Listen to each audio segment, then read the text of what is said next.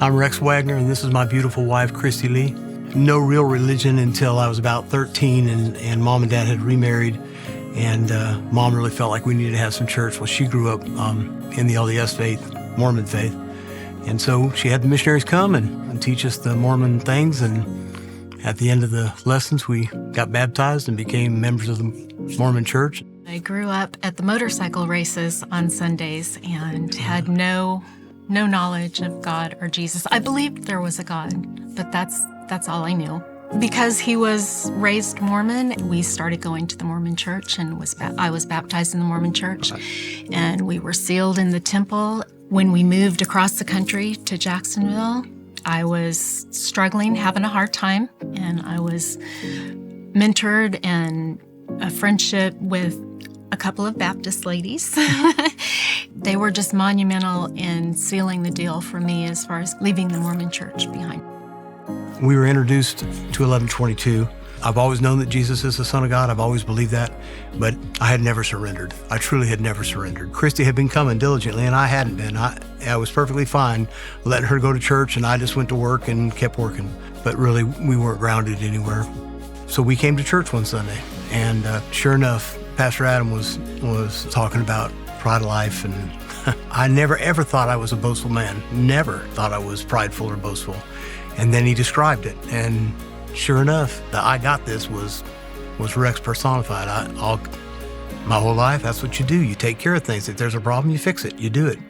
Well, in none of that did I trust God in any of it. That day, I surrendered, and it broke me. Since that day, Lord, it's been all in.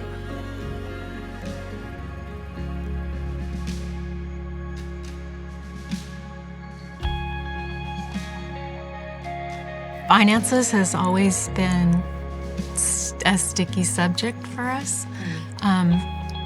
He does work a lot, and that makes it sound like that we're just, rolling in it, but we're not. We're a lot of times week to week. So there are definitely times that our tithe it's the sacrifice. It just wasn't part of our everyday life, and we didn't really have a testimony about it. I'm not sure why we got picked to go on the Vision Summit, but we got to go to the retreat center. Hearing the vision laid out, womb to tomb, and that was all the different lives, all the different people that includes. I wanted to be a part of that. Not that I ever cared where the money was going, but the need for it. I just really, in my heart, felt where the need was coming from, and it's everywhere. It was incredible to me how fast the church is growing and how we're planting churches in different campuses. I mean, the prison ministry and everything. You want to be a part of it because I've never in my life seen so many people that are volunteering. It's a community that is giving and working, and you can tell they're doing it out of the love of their heart. You can't give enough. You truly cannot give enough. And that's the part that's really starting to resonate in my brain, is I can't give enough. I want to just give it all, but tithing is, and being a part of the church and this movement, the 1010 movement is it's just so incredible.